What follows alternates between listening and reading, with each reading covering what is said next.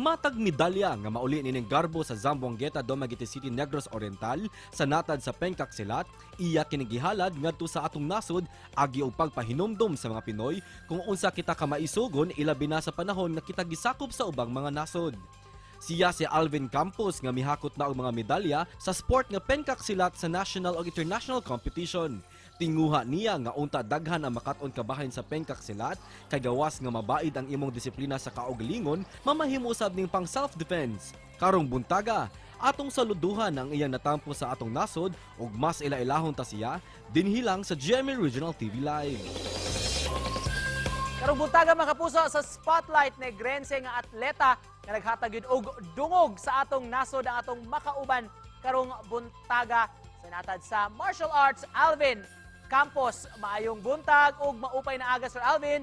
Kumusta ka ug welcome sa GMA Regional TV Live. Okay kaayo, mayong buntag pud sa tanan. Una sa tanan Sir Alvin, congratulations for bringing pride sa Pilipinas sa Pencaksilat. Sa makaka-proud nga ni representar sa atong nasod ug nakadaog og mga medalya. Proud kay ko sa akong nabot pud sa akong nabot sa akong mga achievements sir, sa akong mga opportunities pud nga nabot sir. Proud jud kay ko sir 100%. For the information of our viewers, sir, unsa maning Pencaksilat, unsa may pamaagi sa pagduwa niini?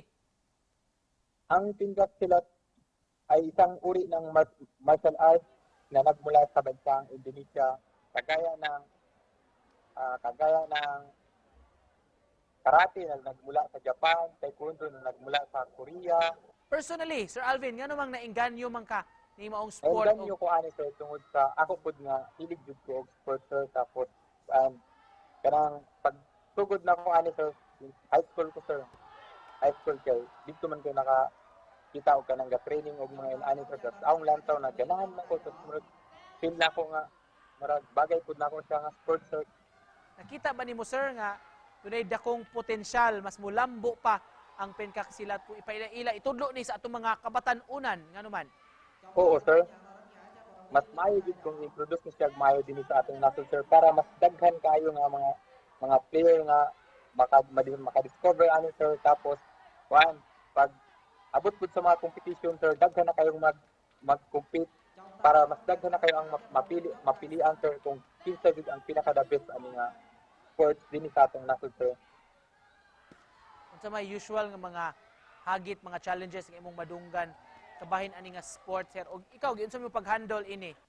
Kaning ang mga hagit jud nga ang kalagmitan jud namo nga madungog sir para na usa number 1 yung akapoy pug kay ng training anak nga sports oy.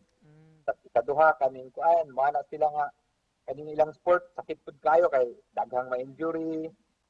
Personally, Alvin, unsay dakong tabang nga nahatag kini maong sport alang kanimo? Una sir, sa healthy lifestyle sir.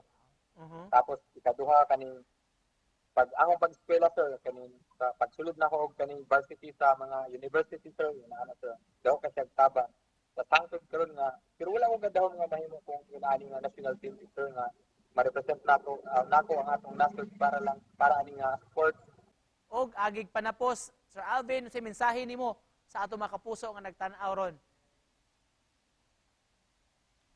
Sa mga nagtanaw karong buntaga, mayong buntag kaninyong tanan og salamat sa inyong pagtanaw karon. Og akong istorya na sa gamay na mo nga topic nga hinaot nga naamoy gamay makuha sa among topic nga na ang sa among na topic karon. Og salamat kay ninyo. Og sa tanang mga kabataan nga hilig sa sports, ang akong ma-advise ninyo na dapat mas i-priority ninyo ang inyong pag-eskwela. O kung hilig mo og sports, ikaduha na lang ni siya. Dapat unahon jud ninyo yung eskwela. Ora to sir. Alright, daghan kayong salamat for joining us and congratulations once more mga kapuso Pencaksilat champion Alvin Campos. Salamat!